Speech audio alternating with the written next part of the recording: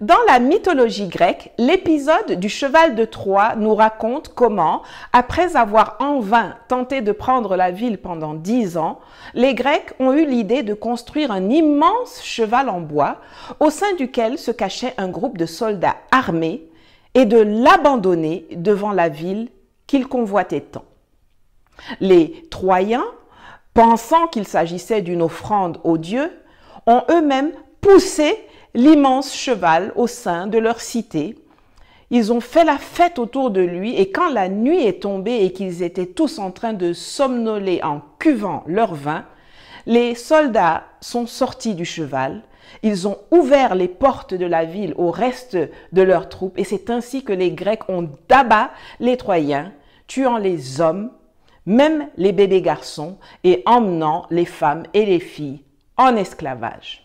Je vous raconte ça parce qu'il y a un pays que l'OTAN utilise actuellement comme cheval de Troie pour venir tuer toute velléité d'émancipation de notre continent. Et c'est de cela dont on va parler maintenant dans cette chronique d'Afrique Résurrection, la chaîne des Africains pour le monde. C'est parti!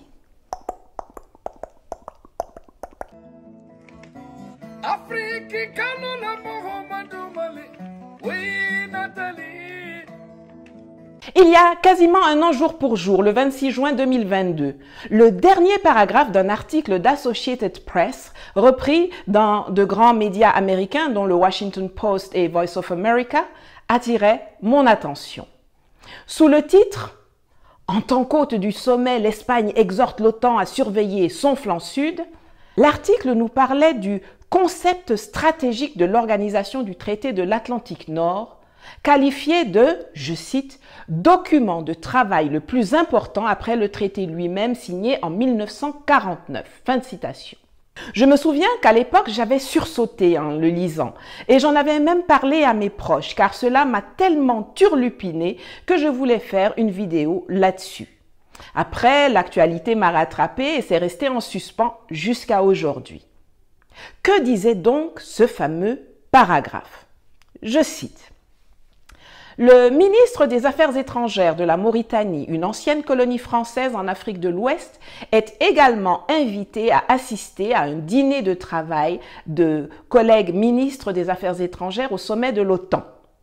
L'OTAN a déclaré que le pays, qui borde le Sahara occidental, l'Algérie, le Mali et le Sénégal, était étroitement associé aux travaux préparatoires du nouveau concept stratégique.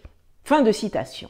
Pour bien comprendre l'incongruité de cette présence de la Mauritanie à ce sommet, je vais vous rappeler ce que c'est l'OTAN.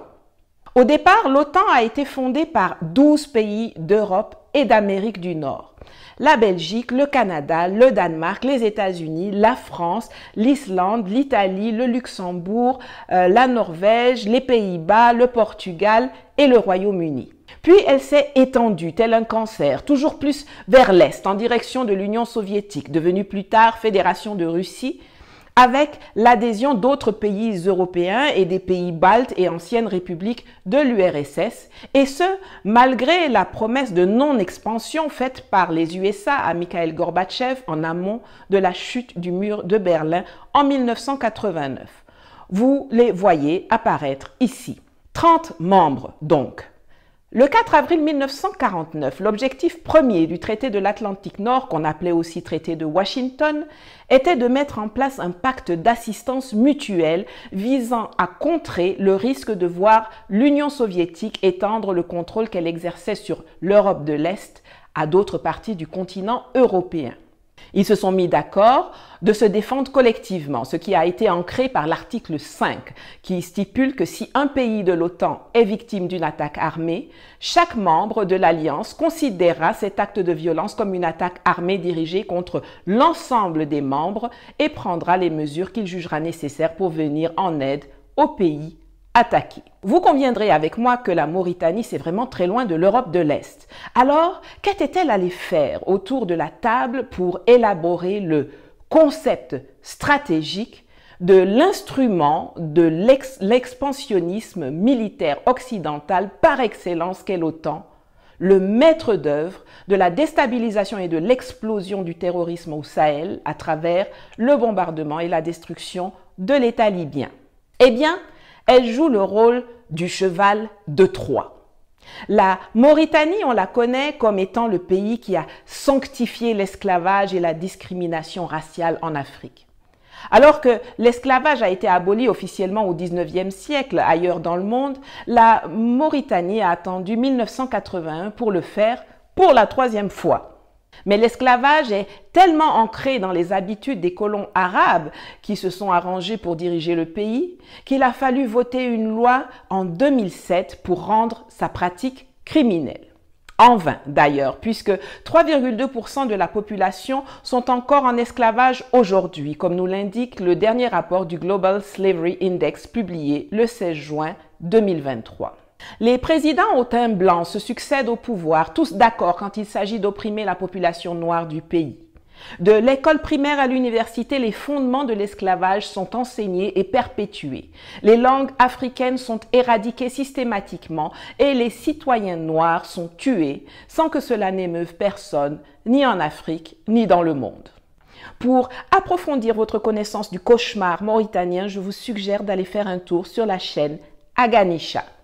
Le plan des États-Unis, maître Machiavel, qui a même osé poser un acte de guerre en sabotant le pipeline Nord Stream de son allié allemand au sein de l'OTAN l'an dernier, est d'installer des bases militaires dans le golfe de Guinée, qui est le créneau géopolitique clé pour leur influence et leurs intérêts, la cible de toutes les convoitises occidentales pour sa situation géographique et ses richesses en ressources naturelles.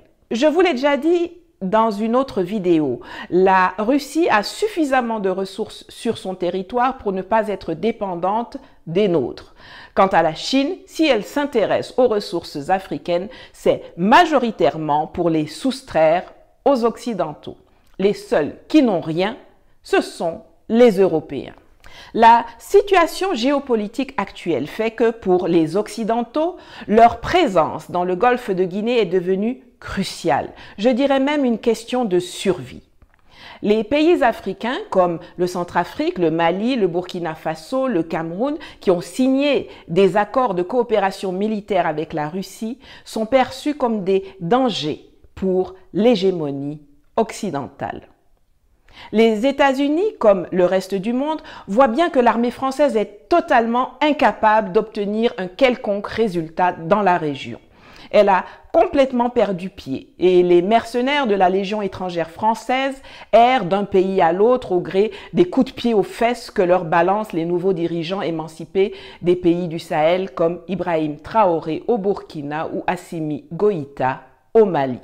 Dans la prétendue lutte contre le terrorisme, les Occidentaux avaient mis en place le G5 Sahel, un instrument totalement bidon, jamais doté ni des fonds ni des équipements nécessaires pour gagner, grâce auquel le marionnettiste français avait la main sur l'action militaire du Tchad, du Niger, du Mali, du Burkina Faso et de la Mauritanie dans la région. Mais au lieu d'aller lutter contre les terroristes, les chefs d'État du G5 Sahel, sur instigation de la France, étaient plus occupés à combattre les nouvelles autorités maliennes qui ont décidé de défendre vigoureusement leur pays et de reconquérir leur territoire, ce qui n'arrange pas les affaires ni des Américains ni des Français.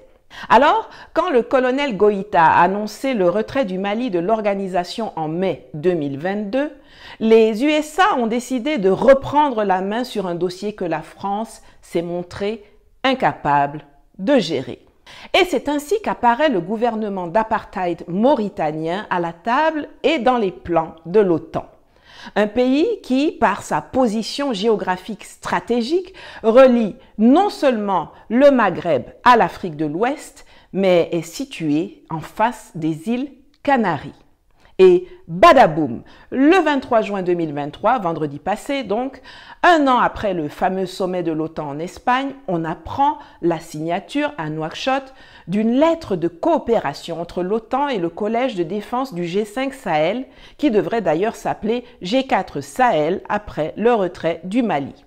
Aucun détail n'a été rendu public, mais il a été signé au terme de 5 jours d'échanges et de conférences sur l'OTAN, sur l'agressivité de la Russie, la montée de la Chine, la lutte contre le terrorisme, l'évolution de l'ordre international, le rôle des États-Unis, les organisations de sécurité régionale, y compris en Afrique, etc.